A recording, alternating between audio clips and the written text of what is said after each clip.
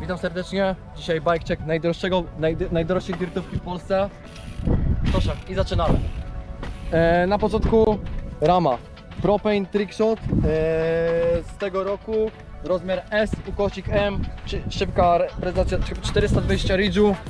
No i tak, mamy pyk, taperecik, no i fajne, jak to się mówi? Co? No, haki, fajne haki, napinacze. Ogólnie nie polecam tego typu, że niestety tu mamy naklejeczkę, no i łatwo schodzi.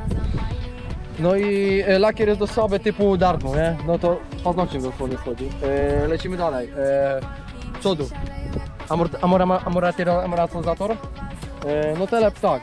Mazoshi Bomber DJ 2024. Nikomu nie muszę przedstawiać, każdy zna, każdy lubi.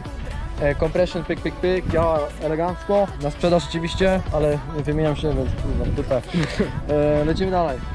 Kierownica Title AH 1 ze wzniosłem 25 mm, pozdro Giber,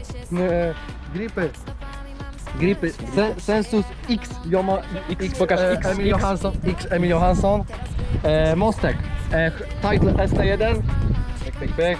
Stery to są OM-owe, Arcos jakieś. Arcos? Tak, Arcos, no tam chuj to. Lecimy dalej. Top Capi Kenkrika. Lecimy dalej. Tak. Zacisk szczyty to jest właśnie OM z Trickshota, oni dodają do gry dzisiaj. Teraz tak, sztyca Thompson Elite, pozdro. Siodło Chromac Overture OG, Chromac Overture OG. Dalej, supporcik SRAM DAP, pyk. Lecimy dalej.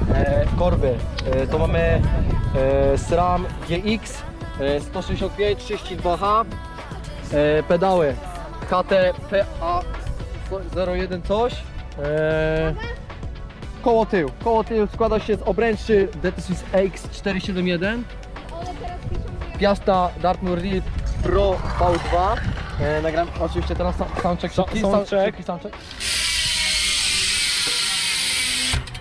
Podwójne sprężynki bez smaru daje czadu, nie? O, tak jest, nawet się zerwało. Opona Maxi DTH zwijana. Denteczka Tubolito, no nie trafiło na biednego, czy coś tam. Tarcza SRAM 160 mm, taka zwykła. Tu wszystko jebane. Przód też Piasta, obręcz Detesis X471. Piasta, jakaś kurwa nowa za 5 dych. Tuleki dotoczone przez mojego tatę, pozdro ojciec.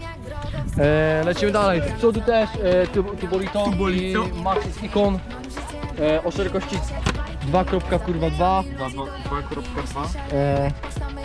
No i kurwa wszystko, nie? Pozdro, następny zaraz Gibber zrobi bike checka swojego. Wszystko za na pamięć, pozdro.